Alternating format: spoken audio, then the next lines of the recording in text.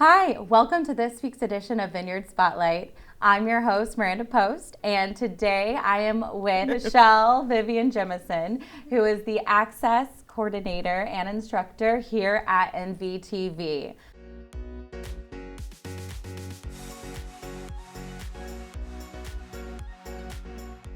Thank you so much for being with us today, Michelle. Can you tell us a little bit about yourself and how you found yourself here on Martha's Vineyard and how you got started at MVTV? Well, it's funny because I'm from Hollywood, California, and I came here just to sort of get away and see something different. So I came here on vacation, actually. Oh, nice. And when I came here on vacation, because my good friend's from Boston and Cambridge, and she's very much like you, blonde, peppy, just really bubbly and fun. And we're besties. And so she said, come see me on the vineyard. Oh, I just wonderful. happened to be in New York, and she said, come see me. So I came here on vacation, and I was absolutely shocked that there's no traffic, absolutely shocked that there's no stoplights, absolutely shocked that people are friendly on the street. And I was like, wow, this place is amazing with all the flowers and everything. Went back to LA, became disenchanted over this and that. And she said, you should go back there. You were happy. You should go to where you were happy. So I came back just to work for the summer. And then I went to Colorado, and I was like, it's all right. And Vail, a little too rich for my blood. And then I came back, and I started producing here at MVTV for other people because I used to manage production offices in Los Angeles, but I was also a jazz singer. So it was like a mesh of the left and right brain. And so when I came here to MVTV, I started producing for other people, and quickly they were like, oh my God, do you want to work here? What's You're going amazing. on? Let's play And so, 3 stuff. months later, they're like, please be full-time, revamp the curriculum, do all the stuff. And that was 13 years ago. Amazing. So I've been here for 13 years. And you are such a star. Oh, thank you. Yes, you are. I love it here. It's family. It is truly, truly family. And when you join unique. MVTV, you come into the fold. Oh, yeah. And Steven is the most amazing boss I've ever had. He's very supportive of us as his employees. As with the members, with Chauvenet, he's always been very supportive of her since she was 14. I mean, he's a good person, and this is a great organization, and everybody is dedicated to the mission.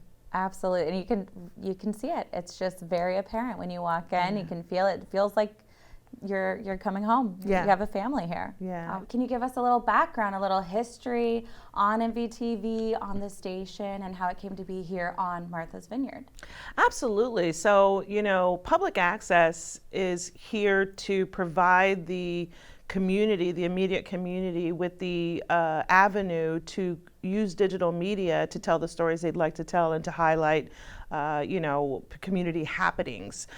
So the history of MVTV started about 20 years ago. We were actually, 21 years this year. And it is something that was enacted originally back in the 80s with Adelphia Cable, when cable was first born, so to speak, across the nation. So they were monopolizing the airwaves and the bandwidth and all of that. So the Federal Communications Commission, the FCC, mandated that the cable companies had to give back to the communities, and public access television was born. So you should be able to tell the stories of what's going on in your community without the interference of commercial values. So that's how public access TV was born. And then MVTV got their funding from Comcast, or at that time Adelphia, now Comcast, and opened the doors on the high school campus in a little lawnmower shack a long time ago. And it was born, and members have been using the station for that amount of time, and we are always rocking, we are always busy. And it's wonderful because we get members from ages 8 to 80 coming in and learning how to use digital media to tell the stories they want to tell. Oh, that is so awesome. Yeah. And so that leads me to my next question. For members, what are the benefits that MVTV offers to individuals who are interested in joining? So it is only $25 a year, Oh, okay. and all the classes are free. So you get to attend any workshops or classes that we may have. You get to learn about different various cameras. You know, we have cameras that are for the novice. We have cameras that are for professionals. You can learn how to edit on many different platforms. You know, you can edit with iMovie all the way up to Adobe Premiere. We have several different editing platforms that you can use. You can learn about audio. You can learn about lighting. You can learn about different file formats, which is where it all sort of starts in learning the file formats and learning how cameras operate and what are the things you can do behind the lens. So, you know, we have over 25 classes that you can take, but the interesting part about that is that the model is, and the way that I like to teach is that we have a couple sessions and let's do it. It's not like being in high school or college or a junior college where it's like a semester of talking. Right. It's not that. It's like, okay, what do you have on your mind? I'm going to give you the tools and let's roll. Absolutely. I love how hands-on it is. And I feel like with creating this show, Vineyard Spotlight, it kind of was that, you know, we had a few orientation meetings and you explained the whole process, but then you really saw the vision quickly and you're like, okay, let's go, let's jump into it. And it's just such a supportive process. And the interesting, and you make it easy. and the different, sorry to interrupt it, and the different thing about that is that each project is different. So with your project, it wasn't really necessary for you to learn camera because you wanted to get right in the studio. So it was more about learning the process of managing the TriCaster system, which is what we use to switch between multi-cameras. So, so for you guys, it was the orientation and jump right into a multi-cam shoot inside of the main studio and right into green screen use and right into a little bit more tech. Whereas some folks are like, yeah, I just want to go film my kid preschool, you know, show, and then they take out a simple camera or, you know, something like that. So it just really depends on what your end goal is in terms of which avenue you'll take to learn. Yep, and I love that you allow people to take the cameras out like off site and to film. I'm a little too scared to do that right now because these are very high tech. Yeah, but no, you actually did cameras. very well because you got the switching like that. Oh my So that's not easy. Yeah. So then maybe that leads me to my next question, like the actual training process. So you kind of touched base on it, but anyone who's interested in becoming a member and they have a show that they want to create, they have something that they want to say, whether it be a podcast or whether it be an actual show, what would be the initial steps in the training process? So yeah, anyone that sort of calls on the phone or sends an email or walks through the door, the first step would be the orientation session where you learn who works here, when are we here, what's available, what are some things you can't say on television versus like the internet, because the internet's sort of the wild, wild west. It's not regulated, but television is. Right. So there's certain things that you can't say on television and things like that. But once you go through that hour orientation session, if the person does not actually know what they want to do, and they're just curious and excited about trying something new, then they would take the camera class.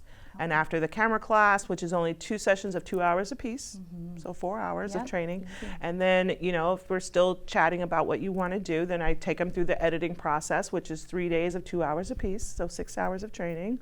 And then after that, we literally sit down and think tank and brainstorm about what are some great things to do. And oftentimes what I encourage folks to do that don't really have a sense of what they want to do is to cover something that is happening regardless of whether or not they are there. So like a library program offering or, something like that, or the 55 plus group in the newspaper or, any library, to go out and cover something that the person presenting will appreciate being covered and appreciate that exposure, but then also there's no pressure to make a high-end recording. So it's like, okay, go out, get your feet wet, see how you like it, come back, edit it, and then we think tank some more. Or if the person is totally clear on what they want to do, then I just make sure they have all the tools that they need. Is there an age requirement, a limit? When can you start, becoming a member or starting your own show? Do you have to be 18? Do you have to be an adult? No, actually, the great part about it is that it is open to anyone of any age that can understand what we're putting forth. So, I've had kids in here as young as 10, 11 years old. Wow. Mm-hmm. So it's, 8 to 80. And it's really fun because as long as the parents know that the child is on the premises and the child is handling the equipment, and they sign a permission slip for the kid to be here, then no, I welcome it. I love kids. I think they're great. And we have a blast. It's when I really get to relax and have a good time. The creativity, I'm sure, is just so flowing. And kids are amazing. Yeah, they love to make believe. They love to, well, the funny thing about kids is that they're not as childish as you would think. They've never broken any of the cameras for the 13 years I've been here. They've never damaged anything. I let them take it home. I let them take computers and cameras and everything home. And I've never had anybody break anything. So it's, And that's amazing. You're teaching the kid responsibility. Yep, that's right. They're learning. They feel like, wow, I have a responsibility. Yeah, and I absolutely let them know, like, I know you're not going to break it. Oh, good. And they're like, oh. I'm not.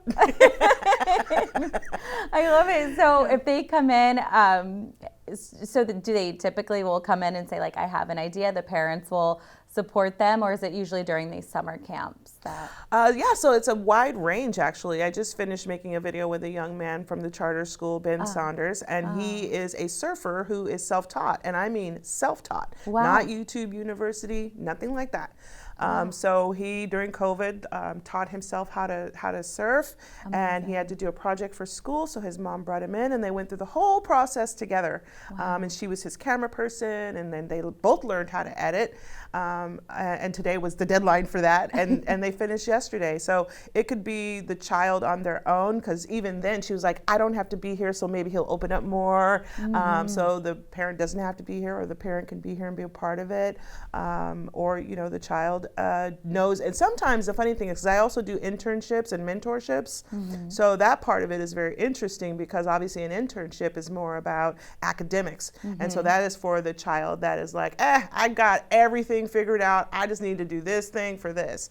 And then you also have mentorships where the child is, or a young adult is more attuned to, like, hey, you know what, I'm having a hard time figuring out which way I'm going, and I just need some stability or some focus, and so I take them in mama wing a little bit more.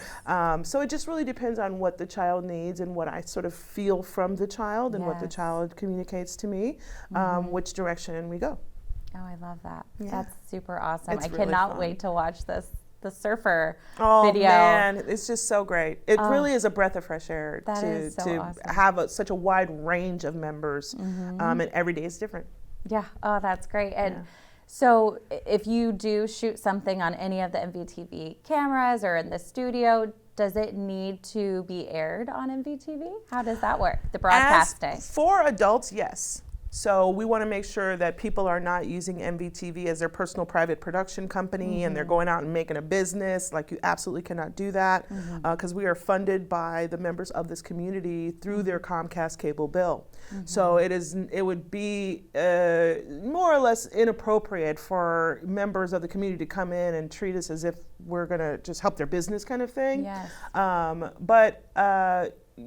We do, the whole idea is that you do want to put it on the channel. But then after that, you do own your own content, and you can put it on all of your social media platforms. YouTube, Instagram, TikTok. And it doesn't even matter what comes first. You can put it on those platforms first. Okay. Because sometimes if you're going to say interim film festival, the folks that are running that film festival don't want it to be shown anywhere else first, because then how exclusive is it, right? Yeah, right. So I've had folks like play it through a film festival first and then circle back and give it to us to play. So we're very flexible. That's awesome. And do you ever loop programs? Do you ever repeat certain programs? We absolutely do. So it's not like you put all your love, blood, sweat, and tears into this and then we play it one time and trash it. How sad would that be? No, we play it up to 50 times and we alternate it from day to night. Oh, up to 50 times. And a year? Even more. Okay. No, and even more. Okay. Yeah, absolutely. That's awesome. And we also have it available on our video on demand at MVTV.org. So if you go to our website and you click on the video on demand tab, you can see everything. Also on that video on demand page, there is a live button. So if you don't have Comcast or you don't pay for your television in that way, say you only pay for internet, you can go right to our website, click on the video on demand tab, click on the live, and you can watch what's actually playing on the channels 13, 14, and 15 on Comcast. Little shameless plug. A little shameless plug. I love it. No, but that's super helpful because like I don't get the channels, the public channels, and so it'll be how I'm going to watch our shows is I'm going to go on and watch video on demand and watch it live. Oh, that's great. Please do. Are there certain restrictions as to what people can discuss in different topics and when those topics can be aired based on how mature they are?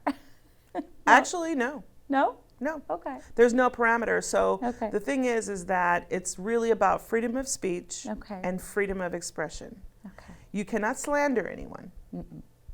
Right? So you can't slander anyone because you could get sued for that. You could be held liable for slander. Absolutely. But other than that, you can pretty much say whatever you want. If you say bad words or something like that, it has to be played between 11 p.m. and 5 a.m. when folks think that children aren't awake or something.